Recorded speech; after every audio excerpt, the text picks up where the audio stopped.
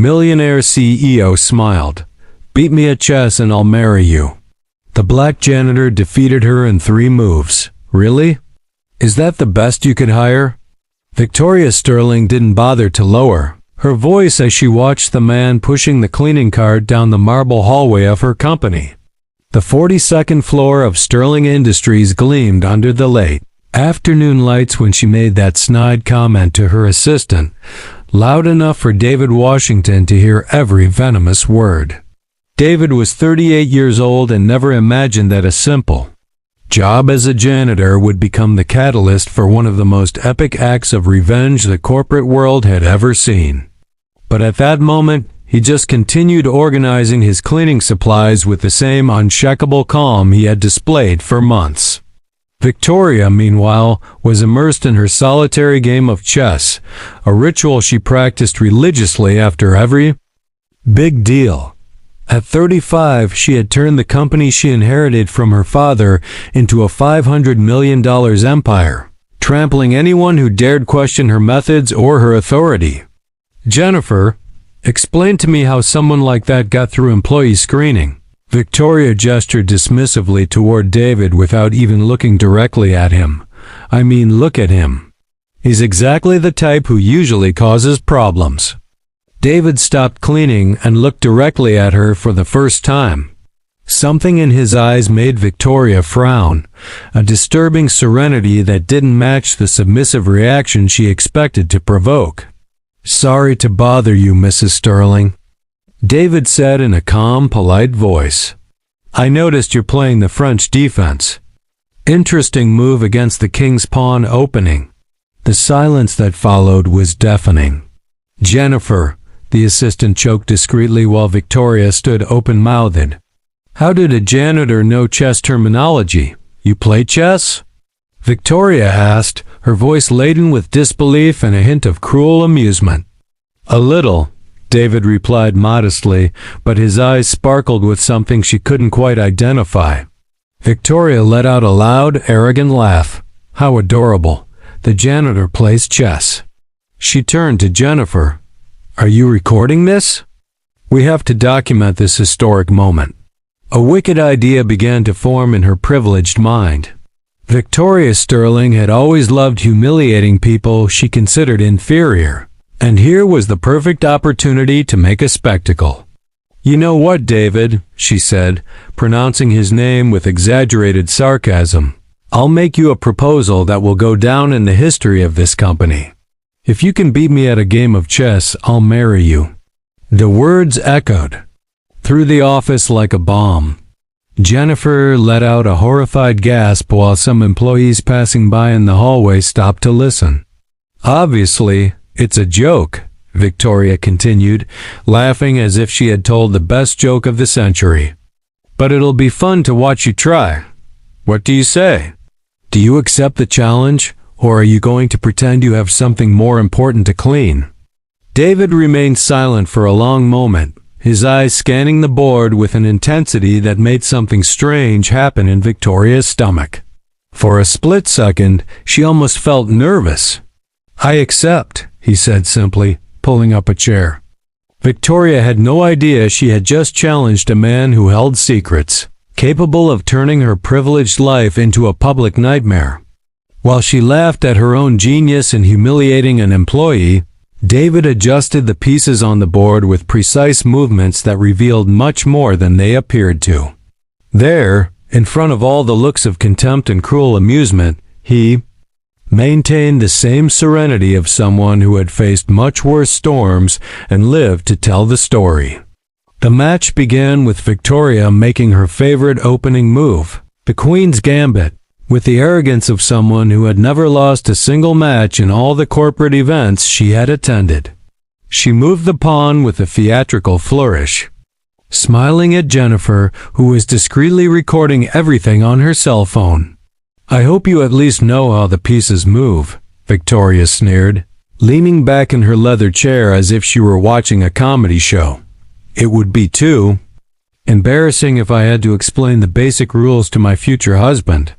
Cruel laughter echoed through the office, drawing more employees who crowded nearby to witness what they all believed to be an epic public humiliation. David, however, studied the board with a concentration that made something strange happen. In Victoria's stomach, a tiny twinge of nervousness that she immediately dismissed. When David moved his knight in response, Victoria frowned. It wasn't exactly the move she expected from an amateur, but she still kept her condescending smile in place.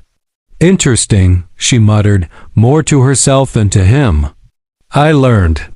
"By watching," David replied simply, his eyes never leaving the board. Sometimes you find that people underestimate what you can absorb when they think you're invisible. Something in the way he said that made Victoria hesitate for a split second. There was a calmness in his voice that didn't match the humiliating situation she had put him in. It was as if he was comfortable. "Jennifer, make sure you're getting all the angles," Victoria instructed, trying to regain control of the situation. "I want this video shared with every department. Let it serve as a lesson on how people with delusions of grandeur are put in their place." But as the game progressed, Victoria's smug smile began to falter. David not only knew the rules, he was playing with surgical precision that turned his every move into a small work of strategic art. His fingers, calloused from manual labor, manipulated the pieces with a delicacy that contrasted brutally with the brutality of his moves. By the 10th move, Victoria realized she was being systematically dismantled. Every piece David moved seemed part of a larger plan she couldn't see, as if he were reading 3 moves ahead while she struggled to understand the current one. "Where the hell did you learn to play like this?" she asked, her voice losing its mocking tone for the first time. David looked up from the board and stared directly at her. "My father taught me when I was 8. He said chess was like life. You have to think several moves ahead, especially when everyone thinks you don't stand a chance." "Your father?" Victoria laughed forcibly. "And what did he do? Teach chess at the local community center?" "He was an international master," David replied with the same unflappable calm. "He competed in tournaments all over the Pinamalamots, all over the world until a car accident cut his career short. After that, he worked as a janitor to support his family. Funny how life repeats itself sometimes, isn't it?" The silence that followed was deafening. Victoria felt the blood drain from her face as the gravity of the situation began to sink in. She wasn't facing an ordinary janitor. She was being humiliated by someone who had grown up breathing world-class chess. "That's impossible," she muttered, but her voice no longer carried any conviction. "You're making this story up to check," David interrupted softly, moving his rook with the precision of a surgeon. Victoria looked at the board and realized her position was completely compromised. No matter where she moved her king, he would be in danger. Her hands trembled slightly as she desperately searched for a way out that simply did not exist. The employees who had initially gathered to witness her cruel amusement now watched in absolute silence. Some whispered discreetly among themselves, beginning to understand that they were witnessing something very different from what they had expected. "You don't want to give up?" David asked politely. "I can still pretend you won if you'd prefer. I know how important it is to keep up appearances." The offer, made with genuine kindness, was like a slap in the face to Victoria. He was offering her an honorable way out of the humiliation she had created for herself, and it enraged her more than any taunt could have. "Never," she spat, moving her king to what she imagined was temporary safety. "I will not be defeated by someone like you." David nodded respectfully. "As you wish." He moved his queen with casual elegance. Checkmate. Victoria's world collapsed in a single word. She stared at the board in utter disbelief, her eyes desperately scanning each square for a move that could save her. But there was no escape. She had been systematically destroyed in just 15 moves by a man she had despised from the very first moment. Jennifer's phone was still recording when Victoria knocked over her own king. The sound of ivory hitting wood echoed like a final sentence.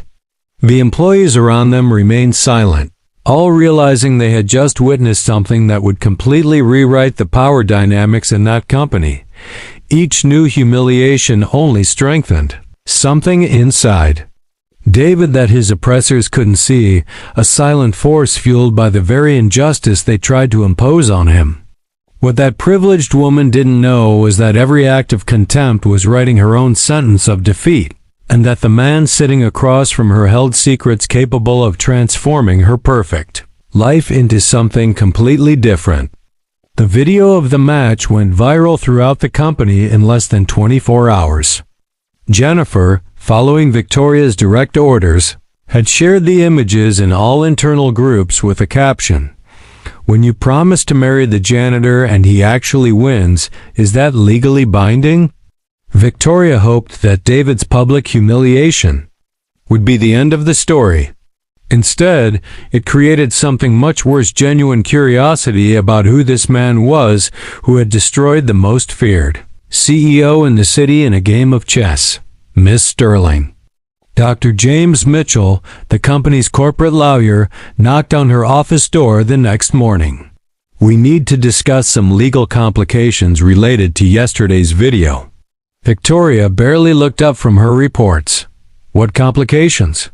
"It was a joke, James. I'm obviously not going to marry the janitor." "Well," Dr. Mitchell adjusted his glasses nervously, "the problem is that you made the proposal in a corporate setting in front of witnesses, and it was recorded. Technically, it constitutes a public declaration of commitment to marry. If he decides to sue for breach of promise—" "He wouldn't dare," Victoria interrupted with a cruel laugh. "He's a janitor, James. He probably doesn't even know he has legal rights." Meanwhile, 3 floors below, David organized his cleaning cart with his usual methodical calm. But something had changed in the way the other employees treated him. Where once there had been invisibility, now there were curious glances and respectful whispers. "Man, you really destroyed the Ice Queen," commented Mark from IT, approaching during the break. "How the hell did you learn to play like that?" David smiled softly. "My father always said that chess isn't about the pieces you have, but how you use the ones others underestimate." What no one at Sterling Industries knew was that David Washington wasn't just a former chess prodigy. He had a degree in business from Columbia University and had worked on Wall Street for 5 years before his wife's death forced him to take any job that offered stability and health insurance for his autistic son. The call came on Thursday afternoon. "David, it's Amanda. Amanda Chun, remember me?" Amanda Chun had been his classmate at Columbia and now ran one of the most respected law firms in the city. They had lost touch when life took them in different directions, but she had never forgotten the brilliant mind that used to solve complex cases during their studies. "I saw the video, David." Everyone saw the video. Her voice carried a mixture of amusement and professional indignation. "You're being underestimated in a way that borders on criminal. Do you want to talk?" The meeting took place on Saturday at a discreet cafe away from the business district. Amanda arrived promptly at 10 o'clock carrying a leather briefcase that suggested serious business. "First, I need to know, do you really want her to follow through on her promise?" Amanda asked directly without beating around the bush. David laughed for the first time in weeks. "Of course not, but I want her to understand the weight of the words she uses so lightly." "Perfect, because I have some interesting information about Miss Sterling and her business practices." Amanda opened the briefcase, revealing carefully organized documents, questionable employment contracts, filed harassment complaints, labor lawsuits settled with million-dollar payouts, and gag clauses. "She has a pattern of behavior that the courts would love to examine more closely." While Victoria believed she had closed the matter, David was methodically building a case that would expose not only her personal arrogance, but the entire system of privilege and abuse she represented. The interesting thing, Amanda continued, leafing through the documents, is that you have something none of the other victims had, a clear recording of her committing what could technically be considered marital fraud and racial discrimination in the workplace. All recorded with witnesses on corporate property. David studied the papers with the same concentration he devoted to chess. Each page revealed a systematic pattern of predatory behavior that Victoria had hidden behind financial agreements and legal intimidation. She's not just arrogant, David. She's criminally negligent in her treatment of employees. And now we have it all documented. The following Monday, Victoria encountered David in the hallway during her morning rounds. She couldn't resist the opportunity for another public humiliation. "Oh, look who it is," she said loudly enough for several employees to hear. "My future husband.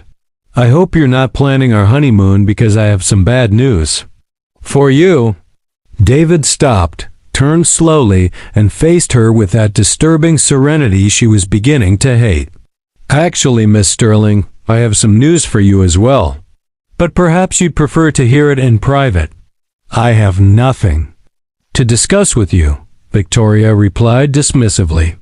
"Unless you want to apologize for wasting my time with your charade." "It's not a charade," David replied calmly.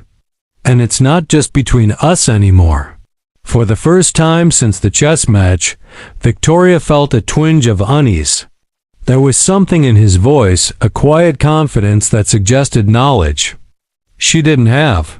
That afternoon, when Victoria checked her emails, she found a message that made her blood run cold. The sender was Chun and Associates Business Law, and the subject line was simply, "Pending legal matters, Sterling Industries."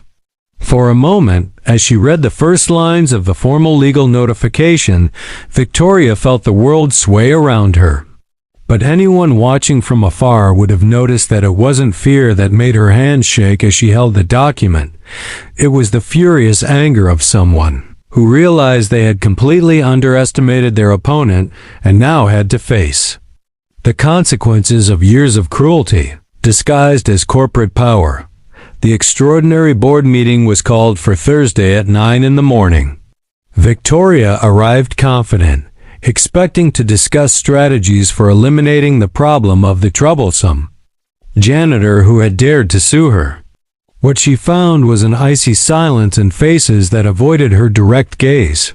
Victoria, Richard Hawthorne, her uncle and chairman of the board, spoke with a coldness she had never heard before.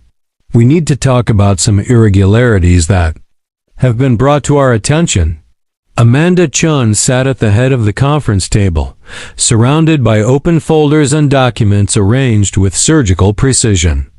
At her side, David Washington wore an impeccable suit that completely transformed his appearance, no longer the invisible janitor, but a man who clearly belonged in that corporate environment. "Allow me to introduce my client, David Washington," Amanda said in a professional, cutting tone. "He holds a degree in business administration from Columbia University, is a former senior analyst at Goldman Sachs, and is currently an independent consultant specializing in corporate compliance auditing." Victoria felt the blood drain completely from her face. "That's impossible," she muttered, but her voice came out weak and unconvincing. "Oh, but it is very possible," Amanda continued, sliding documents across the table. "Mr. Washington has spent the last 8 months systematically documenting this company's illegal practices, fraudulent contracts, documented racial discrimination, proven sexual harassment, and labor violations totaling over $20 million in potential fines." David remained calm, watching Victoria slowly crumble. "Do you remember the first time you called me exactly the kind of person who usually causes problems? You were right. I do cause problems for people like you. Every conversation we've ever had has been recorded," Amanda added, activating a digital recorder. Victoria's arrogant voice echoed through the room. Where the hell did someone like that get past employee screening? I mean, look at him. He's exactly the type who usually causes problems. The board members exchanged uncomfortable glances. Richard Hawthorne massaged his temples, clearly calculating the damage to the family and corporate reputation. "That's not all," David said calmly, pulling a tablet from his briefcase. "I have records of 17 employees who were fired after reporting discriminatory practices. All received settlements with gag clauses paid for with company. Money to cover up crimes." The screen showed detailed spreadsheets, internal emails, audio recordings, and even photographs of documents Victoria believed she had destroyed.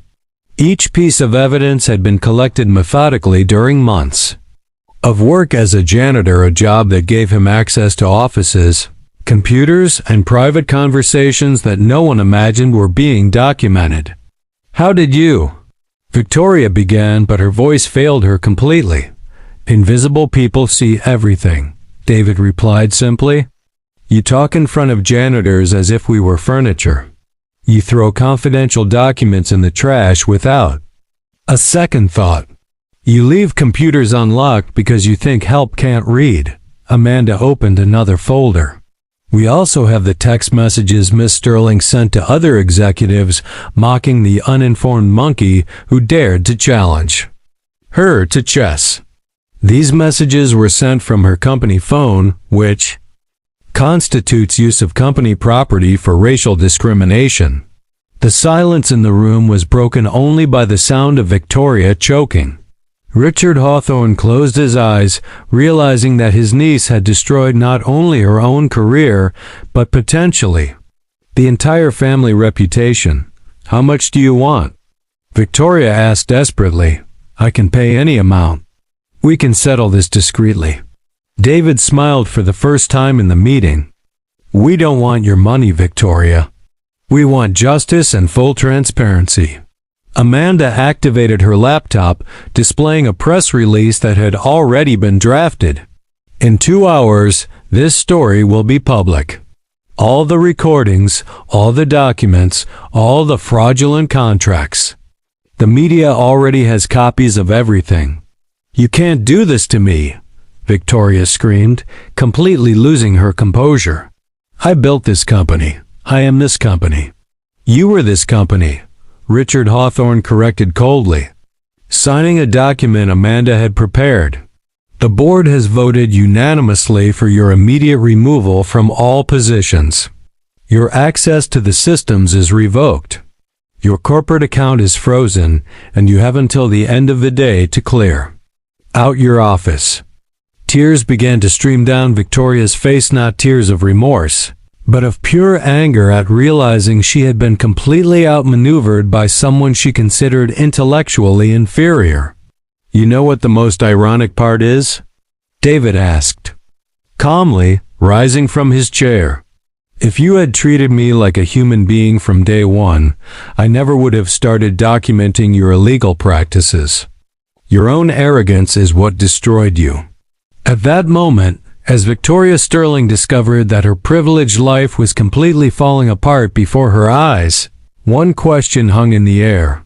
Is it possible that someone so accustomed to power and privilege can learn any lessons from such a brutal fall? Or is there something even more devastating waiting for her on the other side of this public humiliation? 6 months later, Victoria Sterling looked out the window of the apartment she had rented in a neighborhood very different from the one she used to live in. The newspaper headlines scattered across the coffee table told the story of her downfall.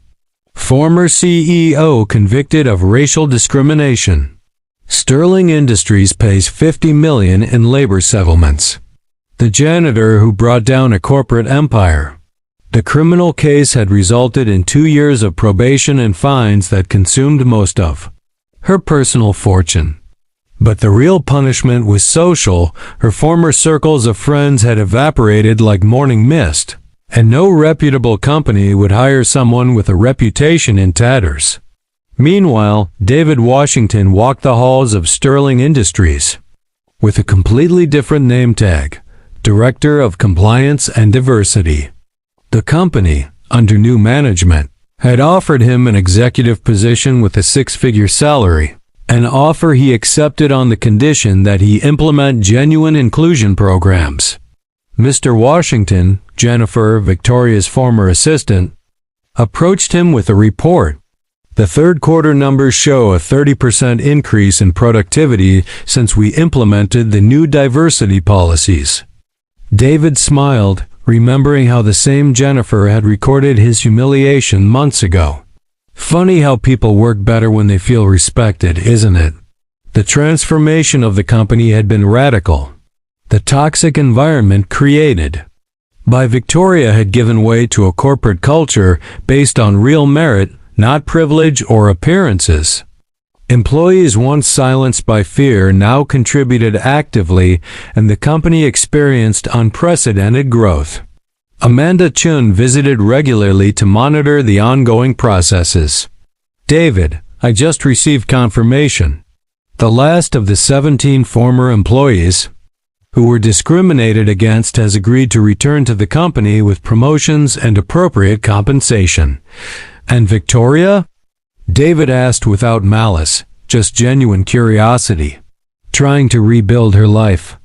She's working as a freelance consultant for small businesses, earning in a month what she used to spend in an afternoon of shopping.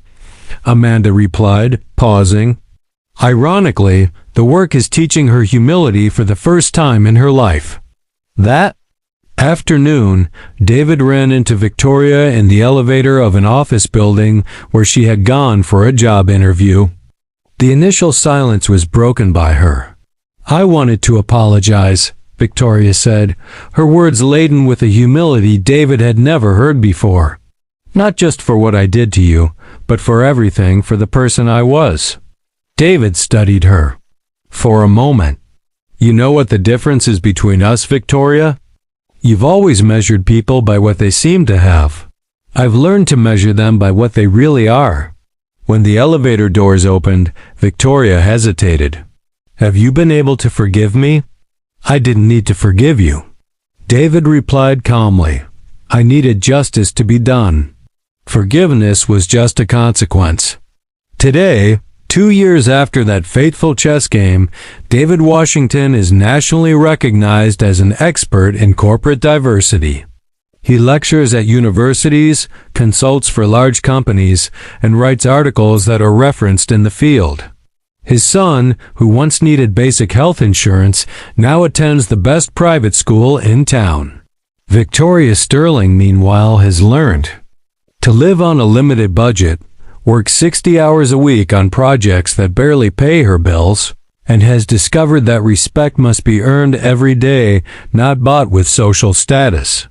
Sterling Industries, renamed Equity Industries, became a model of corporate inclusion, proving that diverse companies are not only morally right, but extraordinarily more profitable.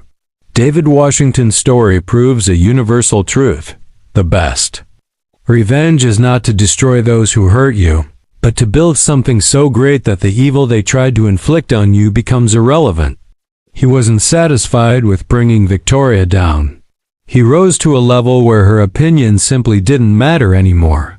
While she tried to humiliate him for being just a janitor, David patiently collected the evidence that would transform his life. Every racial slur, every gesture of contempt, every moment of arrogance was documented and converted into fuel for an ascent she could never stop. In the end, Victoria Sterling tried to diminish David Washington but ended up proving to the whole world the greatness he always possessed. True justice was not just her downfall. It was a demonstration that prejudice is always a confession of inferiority on the part of those who practice it. If this story of intelligent revenge touched your heart, subscribe to the channel to discover more stories that prove the best response to prejudice is resounding success that leaves the oppressors talking to themselves.